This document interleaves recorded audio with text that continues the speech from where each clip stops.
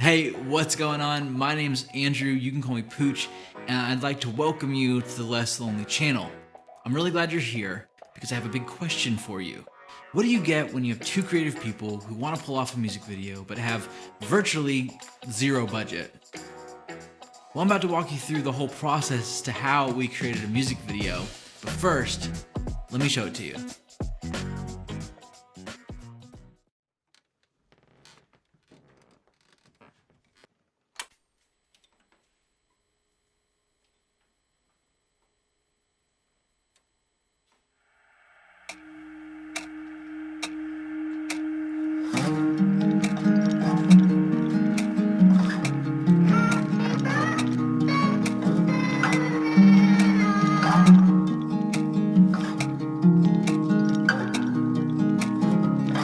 I see the sun coming up,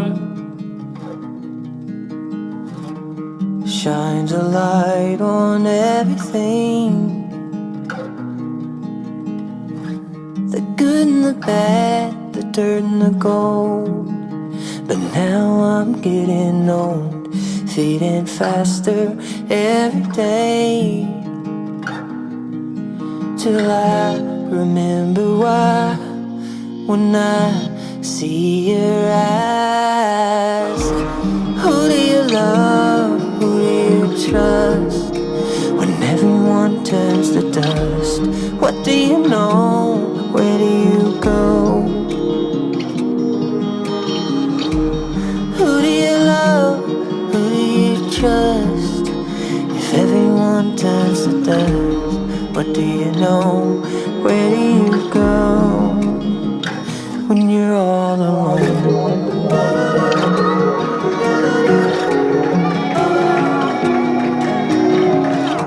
I see a smile on everyone. Do you know I love you all?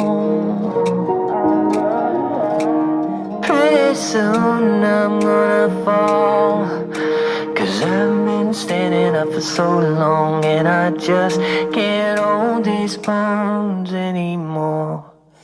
But I remember why, when I see your eyes. Who do you love, who do you trust? When everyone turns to dust, what do you know, where do you go?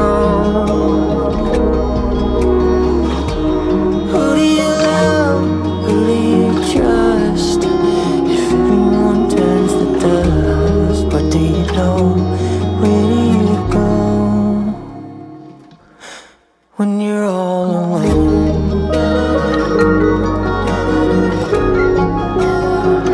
when you're all alone,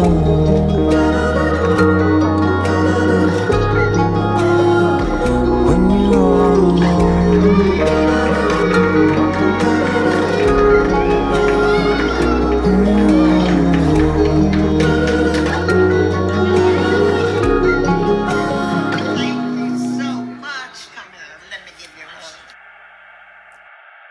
Well, I hope you enjoyed that. My friend Josh is a really talented musician, songwriter, and just all-around good guy with a super tender heart.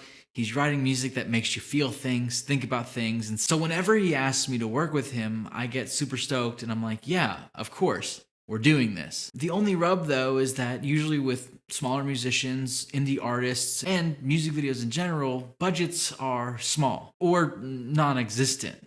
And there comes a time in every creative videographer, cinematographer's life where you stop doing free work. Your time, your energy, everything, your craft is worth a lot. But I will say this, on your creative journey, you're gonna meet people who you just mesh with, you know what I mean? And it will become increasingly difficult to say no to great projects with great people. Now, you can't do it for everybody, but I do encourage you to find some people on your creative journey who you mesh with and you just want to create with, regardless of budgets and line items.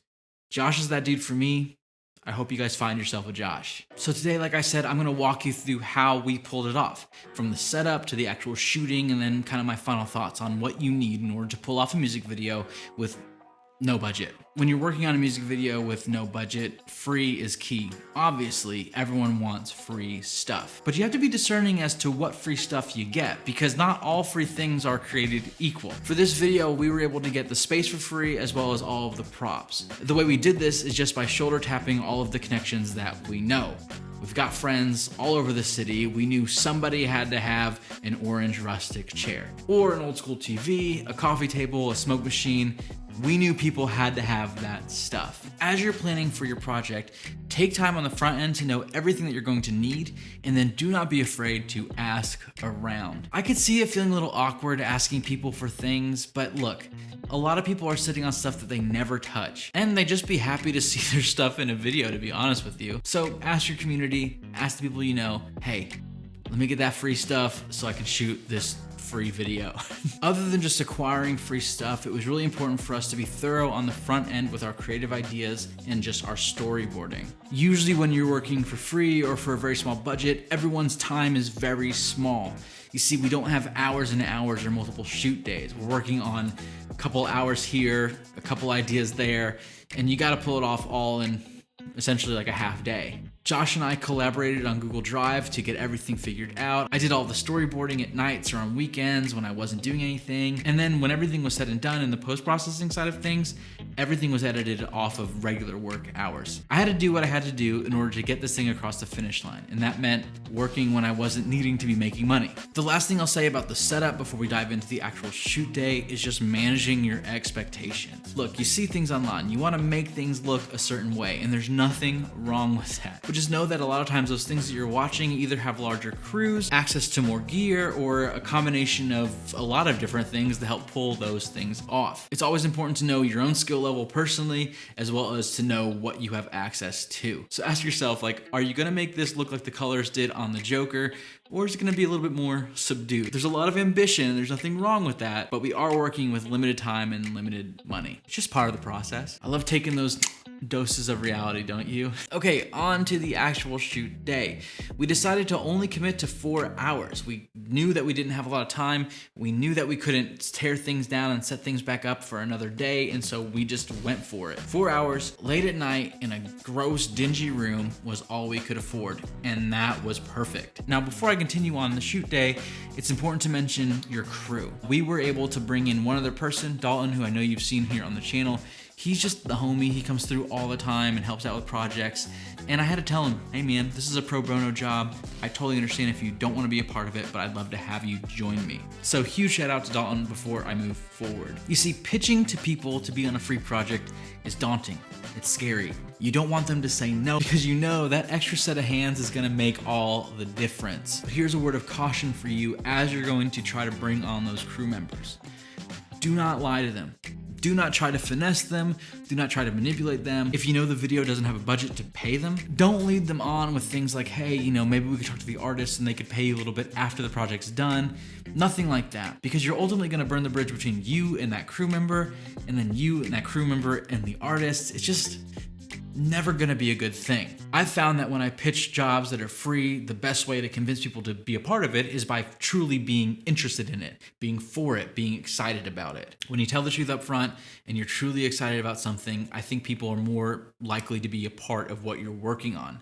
And it feels really good. Go for it. Ask away. Like, what's the worst thing they could say? No? So like I said, we decided to shoot for 4 hours in a dingy room that definitely had asbestos. Like, I just know there's asbestos flying around that room. But when you're in the creative zone, when you're working with people you enjoy, that time just flies by. You don't even think about it. We lit everything with my Aperture 300D as well as my 120D, and we shot everything on the Canon EOS R5. We had 2 of those, on a dolly, one on a lock-off, and then some handheld shots as well. Honestly, I did have some fear about the video being stale and boring, like one location, not a lot of dynamic movement. That doesn't really set you up for a lot of great success. But here are the things I think saved the project overall. Josh's personality, having different types of footage in the home video section, and then ultimately the tone of the song and how it matched the video. I've known Josh for a long time, and I can say this as a friend.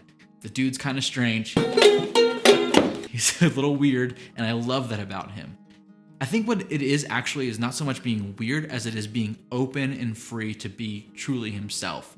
And when he's like that, he invites other people to be that way as well. When you listen to the song, you think it's a little bit more mellow, it's a little more chill, but then you see some of these shots of him singing and he's really letting himself out in the song. He's like going for it. And I love that. Having a big personality can really help shift and shape an otherwise boring video. The other piece of the puzzle was definitely the home video footage that Josh provided.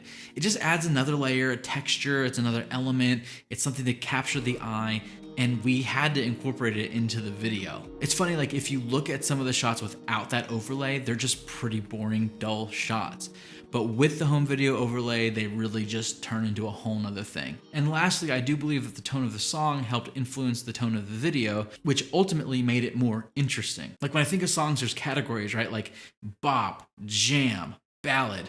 This really wasn't like any of those things. This is a song that makes you think. It's introspective, it's deep, it's emotional, and pulling inspiration from the subject material and adding it to the video really helped set the tone. So it became more than just a generic video of someone sitting in a chair singing to a camera. So as you're working on your project, get into it. Feel the mood, the tone, and the emotions. Really lean into your talent's personality, and then use different elements to help spice the video up. Overlays, mats, whatever it may be, I really do believe it will help in the long run. And there you have it. Like that's my attempt at making an engaging music video with practically no budget. I hope you guys enjoyed it. Let me know what you think about the music video down below. And also let me know if you guys are gonna start working on something on your own.